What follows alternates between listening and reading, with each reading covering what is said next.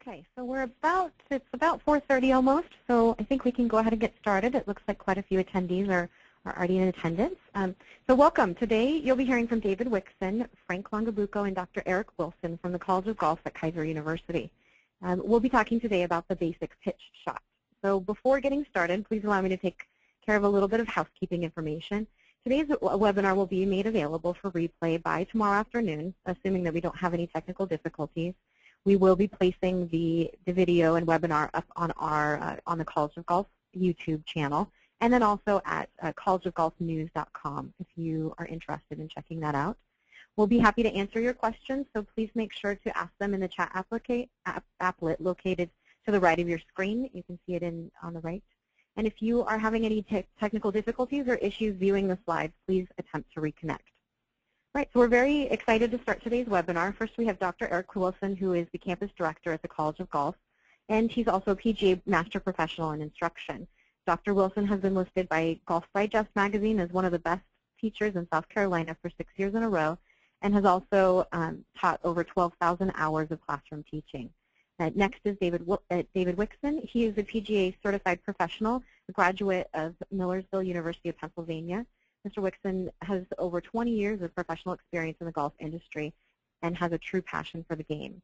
And lastly, of course, is Frank Longabucco. He's also a PGA certified professional and was elected to the PGA of America in August of 1998. Mr. Longabucco became a certified PGA professional in golf operations in August of 2006 and was additionally certified in instruction in 2011. So today, during today's webinar, you'll hear more about the basic pitch shot. And here's David Wixon to get us started off on learning more. I am. Hello, Dr. Wilson. Hello, Frank. Hello, Kayla, and webinar attendees. Thank you for joining us this afternoon. We have an exciting webinar here today about the basic pitch shot. We're trying to help you improve your ability to score for those. I know it's rare for most of our players to miss the green, but I know it happens on occasion. So, you know, we have to have the ability to get up and down from when we miss the green, and let's see if we can help you out with that a little bit today with the basic pitch shot. If you joined us last month, we talked about a chip shot, and so we'll also briefly discuss the differences between the two. So we'll talk about the setup for the basic pitch shot. We'll talk about the change in the swing, or the change. I like to refer to it as the change in the motion that you would make. Each swing has a different motion. A putt, slightly different motion than a chip. Chip, slightly different motion than a pitch. Full swing, different than a pitch swing. We will also go over pre-shot preparation, distance regulation, and why it's important to develop the ability to hit quality pitch shots. So if we could go to the next slide, please, Kayla. Now, a common question that we would be asked from a student relative to, you know, a chip shot versus a pitch shot, and, you know, players understanding the difference. The question that comes up would be, should I chip or should I pitch? And it's real easy. The simple answer is putt when you can. Your first option when you miss a green, you know, if you're in the fairway grass and there's nothing in front of you, no rough in front of you, no bunker in front of you, and you can roll the ball completely through the hole, that's your best option. Putt the ball when you can. When you can't putt, then chip. But again, a chip, another low running shot, that's going to be your best chance to get the ball close to the hole.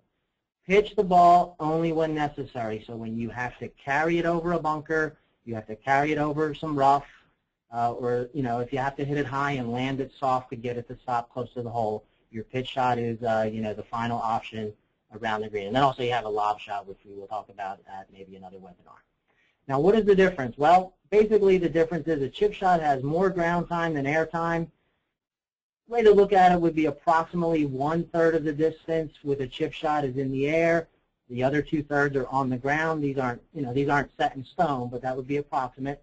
Whereas a pitch shot has more air time than ground time, so the exact opposite. 2/3 in the air, 1/3 on the ground. Let's take a look at an example on that in the next slide.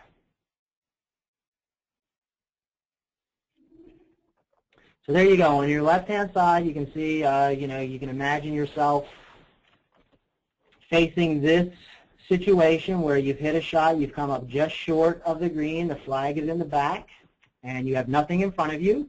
Now, you could choose to putt this. That would be a perfectly viable option, especially if that grass is short enough and it's not into the grain, which is also something to consider.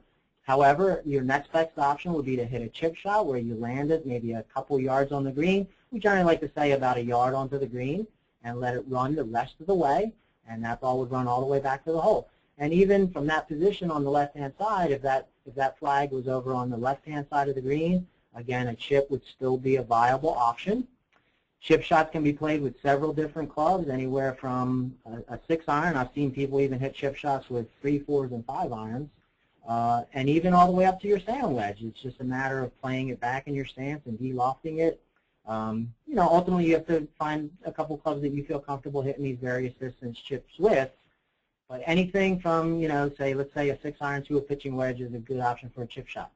A pitch shot, so here you see a different example where the flag is tucked on the left-hand side of the green, and the player has sort of short-sighted himself. He's just short of the green, but he's on the left-hand side also, and he's just not going to be able to putt the ball through all of that grass that's in between him and the green. Now, a bump and run shot is a possibility, but he would have to land it short of the green. It's going to hit in the fairway length grass. You're never really sure what kind of bounce it's going to take. If you can get that first bounce onto the green with a chip shot, you have more control over what it's going to do after that. But you take a little bit of a risk if you're hitting it and having that first bounce occur not on the green. So the best option in this particular case would be more of a pitch shot where the player is going to hit the ball up in the air, more air than ground time. It's going to land on the green and not run out as far. It's a softer landing shot. And these would be hit mostly with your sand wedge, lob wedge, occasionally with a pitching wedge. Yes, Frank? Yeah, just looking, Dave, at the example of the pitch shot. If you tried to chip that shot, it's going to be very difficult to get the ball on the green and hold it. Yes. It's going to run 20 feet past the pin, and because you're fighting that tendency, your chances are you're either going to knock it 20 feet past the pin with the chip shot, or you're going to quit on it, negative accelerate through the ball, and end up leaving it short of the green. But with the pitch shot, you can accelerate through, carry the ball to the green, and not have it roll too far because the loft of the shot will prevent it from rolling 20 feet. That's right. Past the pin. Okay. And before we leave the slide, you can also imagine, you know, other locations in this example, this same green, where a pitch shot would be the best option. If you can imagine that flag being on the back right-hand side of the green, and you're just short of the green, but on the right-hand side of the fairway with that bunker in front of you, now it's obvious that your only possible option, there's no way you can putt it. You can't putt it through the bunker. You can't chip it through the bunker. So in that particular case, that's probably even a better example where you have to pitch the ball. You have to hit a higher shot that carries that bunker and lands on the green. Okay, let's take a look at the next slide, and we'll see a real-life example of what we're looking at. So here we go. The player on the left is just short of the green. You know, he's got plenty of room. The flag is in the back of the green there. And again, could he putt this ball? Yeah, he could absolutely putt this ball, especially with the short grass that he has there. But, you know, it's possible that it's into the grain and, you know, he might have to hit a putt too hard, or it could be a little bit bumpy grass and it could get knocked offline very easily. So he's choosing the option of hitting that ball onto the green, about a yard onto the green. You can see it's a low running shot, very simple stroke, very much like a putt, the chip shot, which we went over last time if you were joining us for that webinar. And you can see his landing spot. He's going to land that ball right there just onto the green, and then that ball is going to run the rest of the way back to that flag. The example on the right shows the player, you know, again, could he bump and run this ball? Yes, that's a possible shot with maybe a 7 or an 8 iron, but again, he's risking the ball getting caught up in that rough a little bit and other things going wrong, hitting it too hard and going over the green. So his option in this case is to choose to fly the ball up over that rough, again, have it land on the green, 2/3 carry, and then the rest of the way to the green, the other 1/3 is going to run out towards the flag. And I don't know if you can see it or not, but you can see the ball up in the air along the top of the tree line, kind of just above the flag. So, you know, he chose a pitch shot technique. And also notice as we get into the actual motion itself, notice the difference in the motion, how with the chip shot, very little lower body motion, and with the pitch shot, you can see he's rotated. We can see his hips have rotated, his shoulders have rotated, and we're going to get into that a little bit more here in a second. And so much of what you're saying about what shot to play depends on your lie. So, and we talked about that last month in the chipping webinar, that you have to survey the shot. Start out with surveying the lie. Right. If your ball is in heavy rough, your chances of being able to chip it are slim and none. Yes. And you talked, especially down here in Florida, with the grain and the ball being, how do you figure all this stuff out? Practice. Practice. Get out there and learn a basic technique, and then just drop balls all around the green. Just throw 50 balls everywhere, wherever, just throw them. Just stand in the middle of the green and just start throwing balls off the green somewhere, and wherever they land, go play them. Okay, next slide, please, Kayla. Okay, so again, I know some of you may not have been with us last month when we did a chip shot, but on the right-hand side of the screen is an example of a chip shot setup with the feet very close together, the ball back in the stance, the shaft leaning forward, and the weight leaning forward. And you're going to create that same forward-leaning shaft and weight leaning forward at impact, and you're going to create a de-lofted club and thus a lower running shot. On the left-hand side of the screen, what we want to focus on today would be the pitch setup. And here you can see wider stance, narrow stance, but wider than a chip. Not quite as wide as it would be for a full swing. So let's call that a slightly narrow stance. We have a centered ball position. We have a vertical shaft. We have balanced weight, so you're not leaning necessarily too much to the left or too much to the right.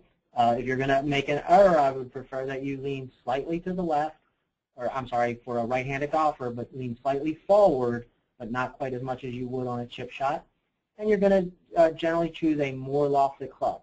The key thing here is basically what you've done is you've allowed yourself to create a situation where you are going to apply the loft of the club to the ball. In other words, you're not de-lofting the club and then producing a lower shot. You're using the full loft of the club. So whatever club this is, it's a 56-degree sand wedge. When he hits the ball, it's going to have 56 degrees on it. The guy on the right hitting a chip still might be a 56-degree sand wedge, but when he hits it with that setup, it's more like a 50-degree wedge, and it's going to be a more low-running shot. And Dave, how much talent does it take to get in the right setup? Zero, basically. If you can stand and hold a golf club, then there shouldn't be any reason why you can't learn to set up in these two different setups for the two different types of swings that you're going to make or shots that you're going to produce. Okay, next slide. Who is that? I remember him. I remember that guy. He used to be a really great player, wasn't he? That's number one? He was. Really? So we'll see what happens in the next coming months and years and see if he can ascend back to that level of play. But certainly one of the all-time great short games, great putter, great chipper of the ball, also a great pitcher of the ball. That's Tiger Woods.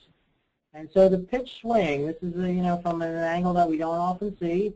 And what I want you to pay attention to is the pitch motion allows for the wrist to hinge and form an L during the backswing, so that. And we're going to see a couple examples of this, and even a live example of this pitch motion here in a minute. But if you can see, his lead arm and the shaft halfway back form a letter L, whereas with a chip or a putt, the Y that you form with the arms and the club basically stays intact. With a chip shot, there's maybe a little bit of wrist hinge, but the Y is still basically intact. Here, we've changed that Y into an L. As he goes through, notice the body rotation. So the body rotates through impact more than with a chip shot, depending upon the length of the shot. And then you don't see this in this particular image here, but the wrists are going to rehinge on the through swing and form another L, and we'll see an example of that here in a second. The other thing I want to really point out here in this particular slide is if you can notice on the right-hand side of the images, the fourth picture there, how the club is barely above the ground, and yet the ball is already above Tiger's hands. That's an indication that he did not try to help the ball up into the air. He uses the loft of the golf club. That's what gets the ball up into the air. The worst thing that you can do when you try to hit a pitch shot is try to lift the ball up into the air. You still want to hit down on it, create a forward swing bottom, let the club bottom out and hit the ground. Trust that the loft of the club is going to get the ball up into the air for you. Now, David, on the bottom, the forward swing bottom, does that happen before, at the bottom underneath, or in front of the golf ball at pitch swing? It's going to happen, as always, with these iron shots in front of the golf ball. So you don't want to hit the ground behind it, no matter what you heard before about trying to help the ball up in the air and sticking the club in the ground. Sometimes they talk about trying to hit a pitch shot like a bunker shot. Intentional fat shot. Right. But that's not standard pitch shot, correct? Yes, that would be a more advanced technique. Again, today we're talking about a basic pitch shot. So yeah, absolutely. You know, there would be situations, especially in the rough, where you maybe try to have the club bottom out behind the ball. But this is a basic pitch shot from a good lie, and this is what we want to do. And that shot also, you're going to play few and far between. Whereas the basic pitch shot, you're going to be playing very, very often. Right. And those other shots require a lot more practice. So especially for those of us that don't spend a lot of time practicing, you know, we got to have a standby standard pitch shot that we can rely on, you know, when the chips are down and money's on the line. And when the chips are down, as opposed to the chip shots down. There you go. The foundation. Basic pitch shot. Basic pitch. Okay, next slide. Can I just put one more thing in there? If you know, we're really in the impact zone we talked about, and that's one of the things that Bobby Clampett talks about repeatedly, is that as Frank said, the foundation of the golf swing really comes from the pitch shot. If you have a pitch motion, you can build a very good full swing motion on that. Absolutely, exactly what we're going to look at here in this slide. You know, again, as you move from a putt to a chip to a pitch, you are getting closer and closer to what your ultimate full swing setup is in terms of how you address the golf ball. You know, your stance is getting a little bit wider. The shaft is more vertical at address and things of that nature. You're going to be hinging your wrists, the motion during the golf swing. You're going to be rotating your body more. So if you can master this, basically this, you know, waist-high to waist-high golf swing for a pitch shot, not only are you going to improve your ability to pitch the ball, but ultimately you're helping your full golf swing as well, because you'll be swinging the club more on plane and creating the correct wrist hinge and all of those good things that happen in a full swing. So here, you know, and this is Dave Fells, which we'll talk about here in a second in more detail, but he's really one of the well-known gurus of the short game, coaches Phil Mickelson on his short game. And here he's, again, making a basic pitch motion. I want you to notice the setup, ball in the center of his stance, you know, narrow stance, but wider than a chip. Notice the hinging of the wrists on the backswing, and especially on the right-hand side where he takes the club a little bit farther, trying to hit a little bit longer shot. Notice, again, a full wrist hinge, a good 90-degree angle between the lead arm and the shaft, halfway back.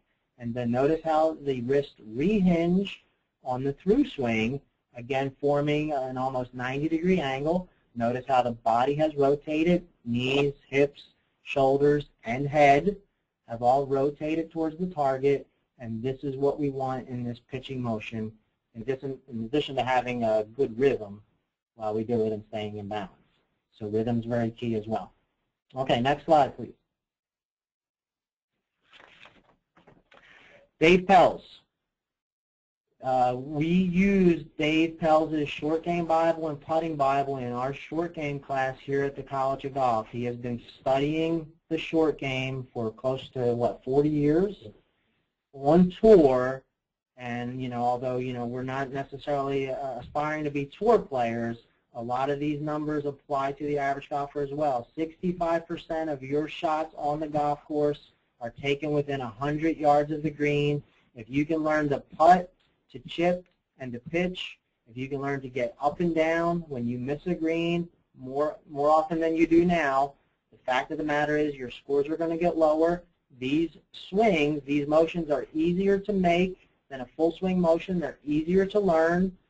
They're easier to master.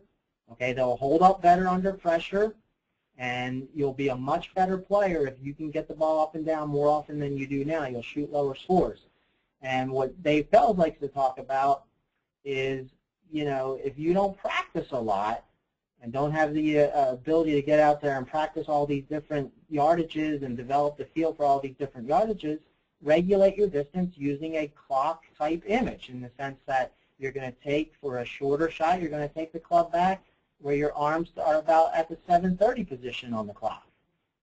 And all of these are going to require you to swing through to a full finish, but with the same club, with each of these different swings, 9 o'clock swing where your hands reach the 9 o'clock position, chest high with a full wrist hinge, the 10:30 position where your arms are almost as, your hands are as high as your head. Again, full wrist hinge. And then each of these you're going to turn through. Well, with the same club, let's assume that this is a sand wedge, each of those swings is going to produce a different distance shot. So whatever those happen to be, it could be 20 yards with the 7:30 swing, 40 yards with the 9 o'clock swing, 60 yards with the 10:30 swing. You remember those numbers, so when you have a yardage or close to that yardage out on the golf course, you know which club to choose and which swing to make. Make these same swings with a pitching wedge, and those yardages are a little bit different. Make those swings with a lob wedge, yardages are a little bit different. Ultimately, what you would have is maybe 3 or 4 wedges with each of these 3 different swings, and you're going to have a total of whatever it is, 9 or 12 different basic yardages that you can rely on out on the golf course and hit your ball that distance, better than maybe you do now just trying to judge it by feel and not practicing enough. Okay? Yeah, most top 100 teachers will agree with the fact that you should keep the same rhythm to the swing. Don't try and vary it. Keep the same rhythm, and then change the length of the swing to produce different yardages. Right. Because it's too difficult to try and control both those factors. That's right. Yeah, same thing with a putt, same thing with a pitch shot, and yes, absolutely. Okay, next slide, please. Okay, now, how important is this? We talked a little bit about this with the chipping last week. Putting, again, 43% of your score. The golden 8, Dave Pell talks about the golden 8, that, the distance between 2 feet and 10 feet. Even amateur players, less than 2 feet, you're going to make almost every putt. Okay, so if you can hit, your lag putts within 2 feet or your chip shots within 2 feet, you're getting up and down every single time. As you start to get further and further away, your percentage of made putts drops. Out to about 8 feet, you're still at 50-50. Okay, tour players are at 50-50, amateur players maybe slightly more, okay, or slightly less, obviously, less chance of making. But beyond 10 feet, those numbers start to drop dramatically. So if you can see this from 5 to 10 feet, now this is a tour, but they're still making 55% of their putts from 5 to 10 feet. The break-even point on tour is 8 feet, where they're exactly 50%. From 10 to 15 feet, look how dramatically that number dropped. It almost got cut in half, down to 30%. Add another 5 feet to that, it drops it almost in half again. So by the time you're out to 20 to 25 feet, or beyond 25 feet, you're less than 10%, beyond 25 feet, less than 5% chance of making the putt. So what do? Well, we hit our pitches closer to the hole. We learn to hit our pitches closer to the hole. We learn to hit them within 8 feet. A great rule of thumb, or a great way that I've always practiced, especially with newer students that are just learning this, is to take the flag stick. Flag sticks are typically about 6 to 7 feet long. So, hit a bunch of chips to the hole and see if you can get them within the flag stick length. If you can get them within the flag stick length, you have a good chance, a reasonable chance of making that putt. As you improve, set a goal the next time you go out to practice.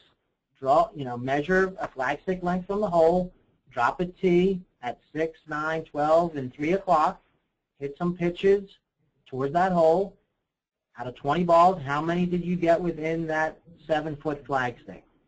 At some point, I guarantee you're going to get good enough that you can get almost all 20 balls inside that 7-foot distance.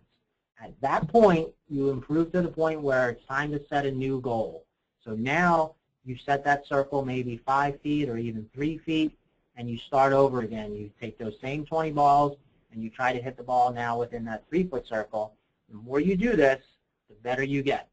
Okay, you're not going to get it inside the 3-foot circle every time, but the more you practice that way and have a focus on your practice and a goal, the better you will get.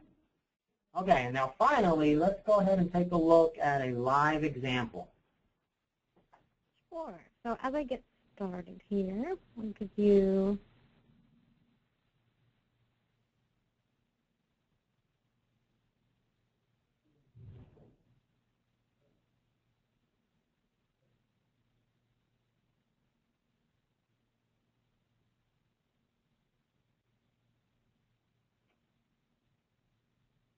Okay, Kayla, are you able to transfer that over to us? Yeah, I'm changing it over right now.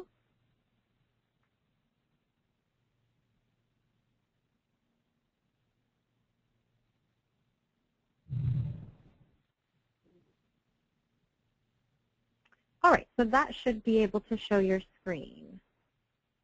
Awesome. So what we are looking at here, and I'm sure you all can see this, but this is last year's British Open champion, Darren Clark, hitting a pitch shot. I believe they're practicing at Augusta National, where it's very important to hit good pitch shots. So they're certainly working on that particular shot when they're practicing for the Masters. And, so again, what I want you to notice is he's not set up to hit a chip shot. He's set up to hit a higher lofted shot. The ball is in the middle of his stance. His weight is pretty balanced, maybe leaning slightly to the left, especially with his lower body. The shaft is vertical. Okay, so no forward-leaning shaft in the setup for a pitch shot. As he makes the swinging motion, swings the club up, hands, chest high, an L position with his lead arm and the club shaft. This is what we want for a pitch shot. Let those wrists hinge on the backswing. Back down to the ball. Okay? And notice that's not just an arm swing. Notice how the lower body's turning with it very subtly. Club's going to hit the golf ball. The club is bottoming out ahead of where the golf ball was. Okay, so the ball has already slid up the face. It's being lofted by the loft of the club. There again, you see no attempt to lift the ball up. The club is still low. Ball going high. And into the finish position, again, where the wrists are rehinged. And the most important thing for most of us, you amateur players out there, and even for us tour pros that can't hit very good pitches, is make sure to let your lower body, or I'm sorry, your whole body, rotate through with the shot. So you hear the old adage, well, you look at your head. You got to keep your head down. Notice how there's no attempt to keep the head down. Okay, so the body is rotating through with the golf club, and as the wrists rehinge. Okay, weight is shifted forward, body has turned, club is rehinged, chest facing the target at this point in the finish. Yeah, and even for such a very short little pitch shot, it looks like he's hitting. He's made a pretty good turn and weight transfer through, hasn't he? Absolutely. Yep. And again, depending on how hard you're trying to hit this, if it was a very short pitch, even though you want to hit it higher, not as much body motion. The longer the pitch shot, the more the body motion. Okay? All right, Kayla, if we could, if you want to take over again and go back and we'd be able to answer any questions that our attendees have this afternoon. There was one question, Dave, that we had earlier, and Ray wanted to know exactly how far or how wide the pitch shot stance should be. I know we've shown it on pictures, but I think it's pretty evident that the stance is wider than a chip shot. Yes. But if you watched him in a pitch shot, you would not expect him to be hitting a full swing driver from that position. And there you go right there, pitch shot setup. So there's really no specific distance that a pitch shot stance requires, but it's certainly narrower than a full swing and wider than a chip shot is what I would say. What would you say your standard for a full swing, Dr. Wilson, would be as far as width for your feet? Generally speaking, the starting point that I use is the shoulder width to the inside of the feet. I like that, and if that somehow restricts the hip turn, then I'll narrow it up a bit. And we can see on that picture that that's not much inside. Yeah, exactly right. Much inside that. Very good call there, Frank. Great. Another question. I hit all my pitch shots fat. How can I stop this?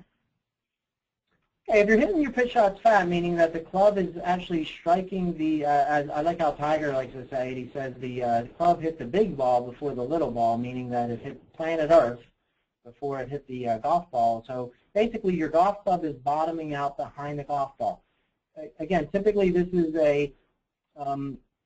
generally a misconception on the golfer's part in the sense that they believe, sometimes consciously, sometimes just subconsciously, that they need to help get the ball up into the air, and so therefore they, in an attempt to have the club bottom out behind the golf ball, they will either leave their weight hanging back on their trail side too much, or they will try to release their wrist hinge too early, and all of these things will lead them to having the club bottom out behind the golf ball. The key here is to make sure that, if anything, favor your weight on the target side in your setup, and make sure practice actually hitting the turf. Practice without a ball. Maybe even just put a tee on the ground and just practice hitting the turf in line with where your golf ball is going to be, and make sure that you are rotating through. And don't attempt to lift the golf ball up into the air with your hands. Let the loft of the club get the ball up into the air. Great. And I think we have time for one last question. One question is, should I get a 64-degree wedge? Okay, well, I'll tell you what. If I was a wedge salesman, I would say yes. If I have a student, I'll put it this way. If you don't practice a lot for some of these pitch shots, these high lofted pitch shots around the green, where you want to make a minimal change in setup and things of that nature, a 64-degree may be a good investment. What I would prefer is that most players should have probably 4 wedges. Whatever your pitching wedge is, find out what the loft of the pitching wedge is, and then make sure you have probably 3 other wedges with proper gaps. So if I have a 46-degree pitching wedge, I'm going to want maybe a 50-degree gap wedge, a 54-degree sand wedge, and a 58-degree lob wedge. Okay? At that point, you should be able to play most of the shots that you would need to play, these high pitch shots and lob shots, with that 58-degree wedge.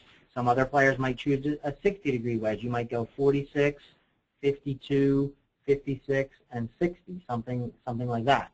All right? But you can learn to hit most of these shots with that 60-degree wedge.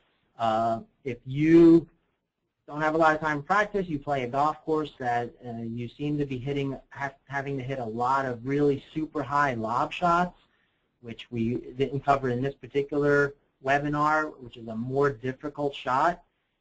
If you find that you face that shot a lot at your home golf course, you may consider a 64-degree wedge, where you wouldn't have to make as much of an exaggerated motion to hit that club as high as you would have to do the 60-degree wedge. But I would think for most people, the 60-degree wedge is going to be sufficient. Yeah, I'm not a fan, but that's a matter of preference. We had a question from one of our students, Ryan Lord. It's why we keep our feet close together when we're hitting pitch shots. And I think, Ryan, there's a few reasons for that. For me, if our feet are close together, it stops my center of gravity, my spine, from moving around too much, which enables better ball striking.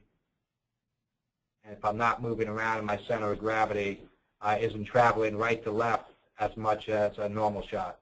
Right. Yeah, absolutely. I would agree with that, that you're not making as I don't know if violence is the right word, but you're not making as strong of a weight shift and as strong as a motion. You're not trying to generate power on these shots. in a full swing you are, and the wider stance makes your body a little bit more stable when you're making more of a violent rotation. So you don't need the wider stance with the pitch shot. It's a much smoother rotation. Right, in the power game, we're trying to move right to left and move into the ball and create power. Absolutely. For the pitch shot, chip shot, center of gravity, we're not trying to create power. We're trying to create consistency in ball striking, and our feet closer together, our heads moving less, our spines moving, our bodies moving less, and there's less room for error. One last question from Ray, I think David already addressed, was what degree is the best for the pitch shot? And I think that was answered when you went through the different degrees of loft on the wedges and how to go about that. I just didn't want Ray to think we overlooked this question. Okay. And one thing that we didn't get to cover, we talked about the clock system, and one thing that I do want to make sure everybody understands is that the vast majority of good players that I've known tour level players, I've known good amateur players, and even higher handicap players that maybe have a decent short game. Very few use the mechanical clock system to regulate their distance control. If you have the time, if you don't have time to practice that, ultimately that might be a good way to go about it. But if you do have the time to spend a little bit of time practicing, generally speaking, I think the players that have the best touch around the greens are players that develop feel by simply, seeing the distance. They can see the distance, and just the same as if I took you out onto a field of grass and stood 20 feet from you and asked you to throw a baseball to me, you would throw it exactly to me. And then if I moved, 30 feet away, you would again throw it exactly to me. So if you can learn to translate that same sense of feel that you have for, throwing a ball, imagine an underhand toss of the ball. Go out to your short game area and, imagine where you would be for the pitch shot and just toss some balls underhand to that hole. What amount of effort would it take to get it close to the hole, and then try to apply that same amount of effort to swinging the golf club, and you'd be surprised how good that will work. And the nice part about the pitch shot, even in your backyard, go ahead and pitch some shots over a bush in front of you, over the sidewalk. I like in the house to pitch plastic golf balls into my recliner. There you go. If I pitch it up there nice and soft, it stays. And if I get too quick and scull it or hit behind it and chunk it, it's the same results. So that is the nice part about the pitch shot. You don't need a lot of room to practice, a little space, and just don't pitch at the house. One last thing, Tim, if you wouldn't mind, we had a question from Greg about where he can view the recorded webinar again and when. Oh, yeah. Yeah, I saw his question. Yes, Greg. So, Greg, you will be able to view the webinar. If you do a search on YouTube for the College of Golf channel, you can subscribe there, or definitely follow us on Facebook and on Twitter. And we'll have it live on CollegeofGolfNews.com. That is the blog for the College of Golf. So it will be live there no later than tomorrow afternoon. All right, so I think that's pretty much it. So we'll wrap up. Thank you so much for joining us on today's webinar. And as I stated, a copy of the recording will be made available. We'll also send them out via email to everyone who attended as well. So you can search for it yourself, or you'll be able to see it via email. So thanks so much, and definitely stay tuned for next month's webinar as well. Be sure to check back on the website and on Facebook to register. Thank you so much.